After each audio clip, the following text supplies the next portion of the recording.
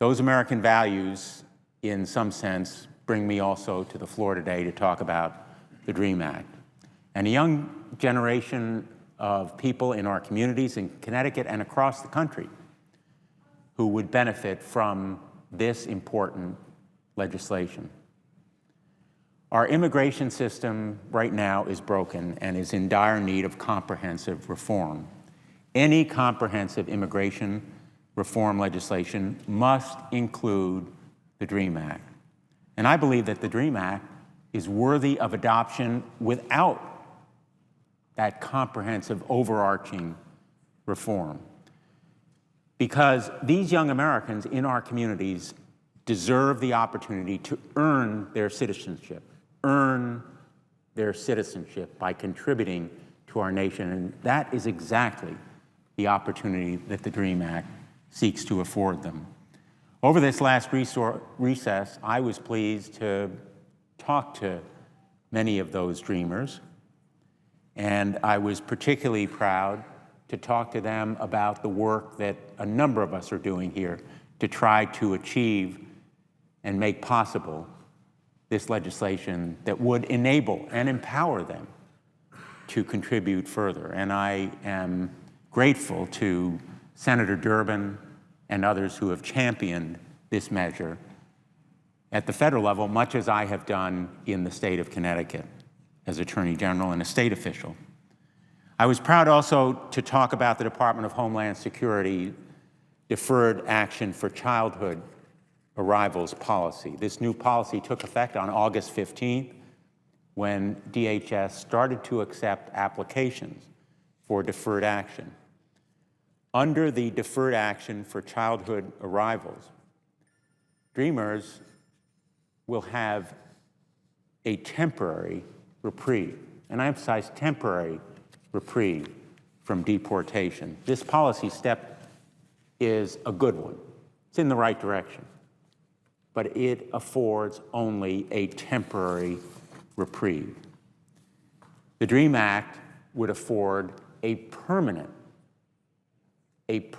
path to individuals who qualify, individuals who have entered the United States before the age of 16.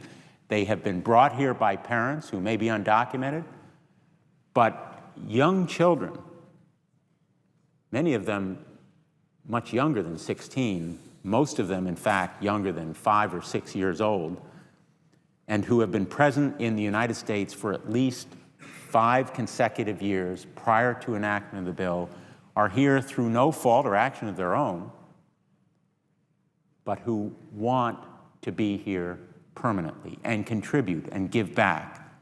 And they must have graduated from a United States high school or have obtained a GED or have been accepted into an institution of higher education. And they must be between the ages of 12 and 35 at the time of application and be of good moral character. These requirements establish a path for people who want to contribute, have come here through no fault of their own, know the United States as really the only country where they've ever lived, usually speak no other language. Their life and their friends and their future are here. I want to talk, as I hope to do literally every week that I'm able, about an individual who embodies the DREAM Act. Her name is Zudy Molina. Her full name actually is Zulema Molina, but she goes by Zuli. And she's a proud member of our Connecticut community, one of 11 to 20,000 young people, 11 to 20,000 young people living in Connecticut who would benefit from the DREAM Act. Zuli is here with us today through her picture. And I want to talk about her life, which has been full of hardships and challenges, but also her future. She was born in Mexico and brought to America when she was 6 years old. Her family settled in Connecticut, in fact, in New Britain. And she had to learn English, which wasn't easy for her. In fact, she was taunted and bullied because of her language skills. But she was up for the challenge. She learned English. She speaks it absolutely fluently. She decided to go to the library and translate books on her own so that she would have a command of English. She went through the New Britain public schools and graduated from New Britain High School in 2008. But at that point, there were additional challenges.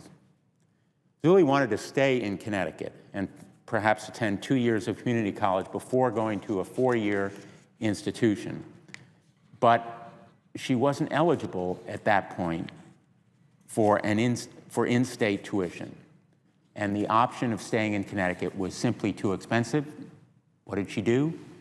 Endlessly resourceful and determined, she decided to commute every day to Bay Path College in Massachusetts.